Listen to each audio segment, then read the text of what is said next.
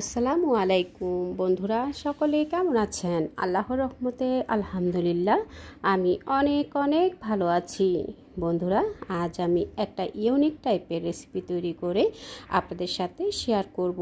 রেসিপিটার নাম হচ্ছে ভাপা ডিমের পোস্তকারি। ভাপা ডিমের এই পোস্তকারিটা খুব সহজ পদ্ধতিতে আমি কিভাবে তৈরি করি সেই রেসিপিটা আজ আপনাদের সাথে শেয়ার করব। আশা করছি সঙ্গেই থাকবেন, পুরো রেসিপিটা দেখে সুন্দর সুন্দর কমেন্টস করে সাপোর্ট করবেন। ডিম পোস্তটা তৈরি করার জন্য আমি এখানে পোস্ত নিয়েছি 2 টেবিল চামচ। বন্ধুরা, এই পোস্তটা আপনারা বাজারে যে কোনো শপে কিনতে পাবেন। সাথে আমি কাঁচা জিরা দিয়ে দেব 1 টেবিল চামচ। পোস্ত এবং কাঁচা জিরাটাকে খুব ভালো করে ধুয়ে নিয়ে এরপর আমি 15 থেকে 20 মিনিট ভিজিয়ে রেখে দেব। 15 থেকে 20 মিনিট ভিজিয়ে রেখে দিলে খুব সুন্দরভাবে পোস্তটা ফুলে যাবে এবং বেটে নিতে বা পেস্ট করে নিতে খুব সহজ হবে এবং ধুলোবালি ময়লা থাকলে, মাটির চাকা থাকলে সেগুলোও কিন্তু দূর হয়ে যাবে। আমি এখন 20 মিনিট পরে খুব ভালো করে ধুয়ে একটা স্ট্রেনারে পানিটা ঝরিয়ে নিয়ে এখন আমি ব্লেন্ডারে দিয়ে দিলাম। সাথে দিয়ে দিলাম 2টা পেঁয়াজ কুচি করে দিয়ে দেব। সাথে এখানে আমি কাঁচামরিচ কয়েকটা, ঝালটা আপনারা আপনাদের টেস্ট বুঝে দিয়ে দিবেন। দিয়ে দিলাম 2টা টমেটো কেটে। এখন আমি ব্লেন্ডারে পেস্টটা করে নেব। আপনারা চাইলে কিন্তু শিলবাটাতে বেটে পোস্তটাকে পেস্ট করে নিতে পারেন। বন্ধুরা দেখুন, একটু মিহি পেস্ট করে আমি পোস্তটাকে এইভাবে করে ব্লেন্ড করে নিয়েছি। যেহেতু ভাপা ডিমের পোস্ত তৈরি করব, পোস্ত দিয়ে ভাপা ডিম তৈরি করব, তো আমি এখানে আমার প্রয়োজন অনুযায়ী কিছু ডিম নিয়েছি। ডিমগুলোকে আমি এরকম বাটিতে ভাপিয়ে নেব। তো আমি এই বাটিগুলোকে ভালোভাবে ধুয়ে পরিষ্কার করে এখন আমি একটা টিস্যুতে একটু তেল দিয়ে বাটিগুলোকে একটু মুছে নেব। এতে করে যখন আমরা ডিমগুলোকে ভাপিয়ে তুলে নেব তখন তুলে নিতে কিন্তু অনেকটাই সহজ হয়ে যাবে। বন্ধুরা দেখুন, প্রতিটা বাটিতেই কিন্তু আমি একটু টিস্যু দিয়ে এভাবে করে মুছে নেব। তো বন্ধুরা, সুন্দরভাবে আমার বাটিগুলো তেল দিয়ে মুছে নেওয়া হয়ে গেছে। এখন আমি এই বাটিগুলোর ভিতরে ডিম ভেঙে দেব। বন্ধুরা, আমি এখানে প্রতিটা বাটিতে ডিম ভেঙে দেব। আমি আমার প্রয়োজন অনুযায়ী কিন্তু ডিমগুলো ভাপিয়ে নেব। আপনারা আপনাদের প্রয়োজন অনুযায়ী কিন্তু বাড়িয়ে কমিয়ে নিয়ে ডিমগুলোকে ভাপিয়ে নিতে পারেন। তো বন্ধুরা, আপনারা চাইলে আস্ত রেখেও কিন্তু এই ডিমগুলোকে সেদ্ধ করে নিয়ে তৈরি করতে পারেন। তবে এভাবে একটু ইউনিক টাইপের তৈরি করে নিলে প্রিয়জনরা খেয়ে কিন্তু ভীষণ খুশি হবে। এভাবে করে একটু নিত্য নতুন রেসিপি যদি আমরা প্রিয়জনকে তৈরি করে দিই, তারা কিন্তু দেখেও খুশি হবে, খেয়েও কিন্তু খুশি হবে। তো বন্ধুরা, আমি এখন ডিমগুলোকে এভাবে করে প্রতিটা বাটিতে এভাবে করে ভেঙে নিয়েছি। সাথে আমি কিছু সবজি ব্যবহার করব, কাঁচামরিচ কুচি, ধনিয়া পাতা কুচি, বরবটি এবং গাজর।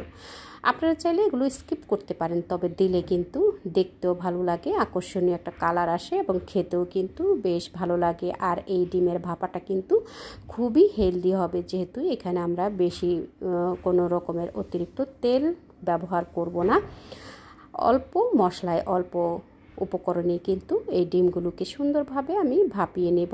তো বন্ধুরা, প্রতিটা বাটিতেই আমি কিছু গাজর কুচি, ধনিয়া পাতা কুচি, কাঁচামরিচ কুচি এবং বরবটি কুচি কুচি করে দিয়ে এভাবে করে প্রতিটা বাটিতে আমি ছড়িয়ে দিয়ে দেব।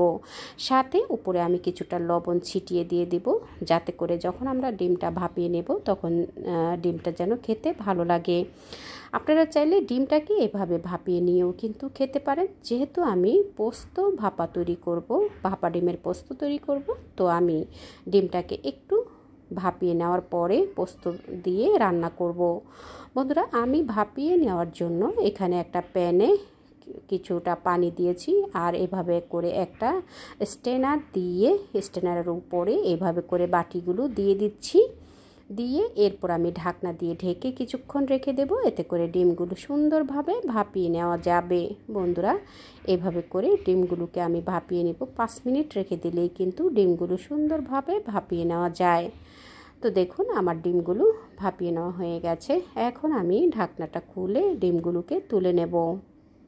বন্ধুরা, এই রেসিপিটা তৈরি করতে কিন্তু খুব একটা সময় লাগে না। অল্প সময়ে ঝটপট করে ইউনিক টাইপের একটা রেসিপি কিন্তু আপনারা তৈরি করে প্রিয়জনকে এভাবে উপহার দিতে পারেন। বন্ধুরা দেখুন, আমি ডিমগুলোকে এভাবে ভাপিয়ে নিয়ে এখন এভাবে করে একটা স্প্যাচুলা দিয়ে ডিমগুলোকে তুলে নেব।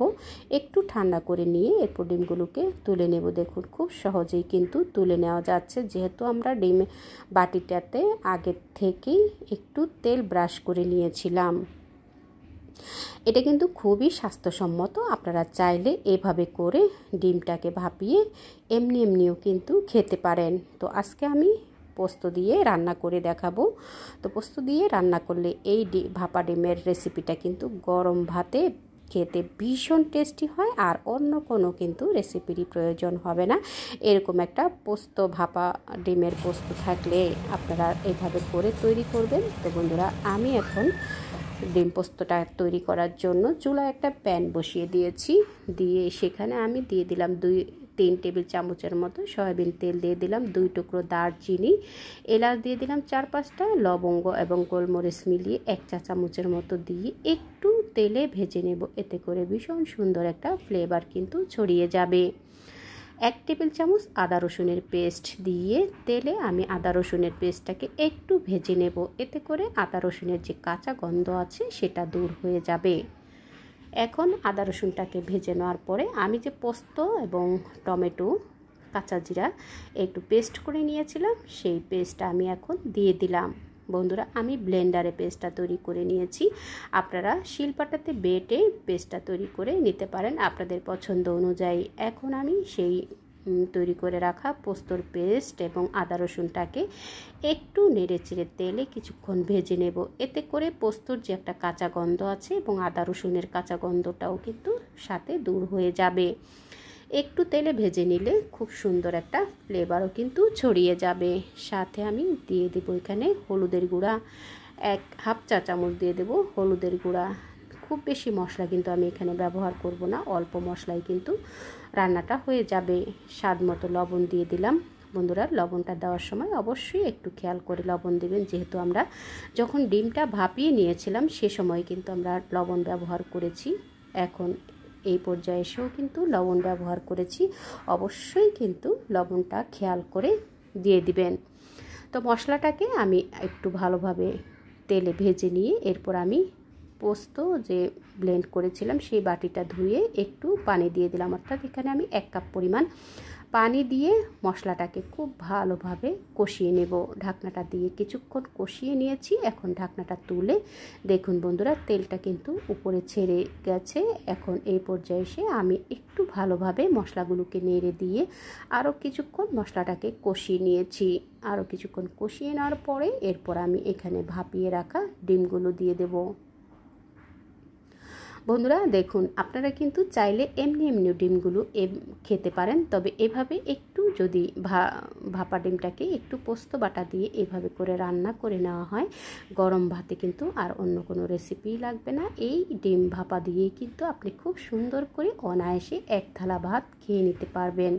তো বন্ধুরা, আমি প্রতিটা ডিম এভাবে করে দিয়ে দিলাম পোস্তর মশলার ভিতরে দিয়ে আমি এখন আর খুব বেশি নাড়ানাড়ি করব না, যেহেতু ডিমটা ভাপিয়ে নেওয়ার পরে একটু নরম আছে, ভেঙে যাওয়ার চান্স থাকবে। তো আমি এভাবে দিয়ে প্যানের 2 সাইড ধরে কিছুক্ষণ পর একটু নেড়ে দেব এবং আলতো হাতে আমি স্প্যাচুলা দিয়ে আলতো হাতে একটু নেড়ে দেব, যাতে করে মশলাগুলো ভাপা ডিমের সাথে সুন্দরভাবে মিক্স হয়ে যায়।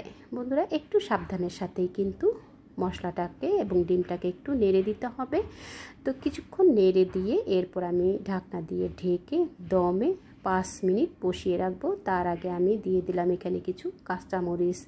বন্ধুরা, আমি ঝালের জন্য এখানে কিছু কাঁচামরিচ কুচি ব্যবহার করেছি, আপনারা নিশ্চয়ই খেয়াল করেছেন। এখন আমি ফ্লেভারের জন্য কয়েকটা কাঁচামরিচ দিয়ে দিলাম, দিয়ে ঢাকনা দিয়ে ঢেকে আমি 5 মিনিট দমে বসিয়ে রেখেছি। ভাপা ডিমের এই কারিটা রান্না করতে কিন্তু খুব বেশি সময় লাগবে না, অল্প সময়ে কিন্তু হয়ে যাবে। সবশেষে এখানে আমি আরও কিছুটা কাঁচামরিচ কুচি দিয়ে দিলাম এবং কিছুটা ধনিয়া পাতা কুচি, কিছুটা গাজর কুচি দিয়ে দিলাম। দিয়ে এখন আমি আবারও একটু প্যানের 2 সাইড ধরে একটু দুলিয়ে নেড়ে দেব। সবশেষে একটু ঘি দিয়ে দেব। বন্ধুরা, একটু ঘি দিয়ে দিলে কিন্তু এই ডিমের ভাপা কারিটা থেকে খুব সুন্দর একটা শাহি ফ্লেভার আসবে। এখন আমি ঘিটা দিয়ে ঢাকনা দিয়ে ঢেকে আরও 5 মিনিট এভাবে করে দমে বসিয়ে রেখে এরপর আমি ঢাকনাটা খুলে চুলাটা অফ করে দিয়ে ঢাকনাটা খুলে নেব। দেখলেন তো বন্ধুরা, কত সহজে ঘরে থাকা সাধারণ কিছু উপকরণ দিয়ে ইউনিক একটা রেসিপি তৈরি হয়ে গেল। বন্ধুরা, আমার এই ভাপা ডিমের পোস্ত কারির রেসিপিটা আপনাদের কাছে কেমন লাগলো কমেন্টস করে জানাবেন। বন্ধুরা, যারা এতক্ষণ পর্যন্ত ধৈর্য ধরে আমার রেসিপিটা দেখেছেন, একটা লাইক দিতে ভুলে গেছেন।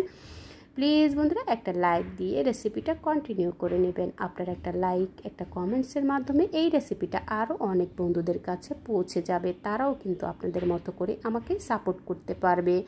বন্ধুরা, রেসিপিটা যদি কোনো অংশে একটু হলে ভালো লেগে থাকে, প্লিজ বন্ধুরা আপনারা আপনাদের টাইমলাইনে শেয়ার করে দিবেন। আল্লাহ হাফেজ।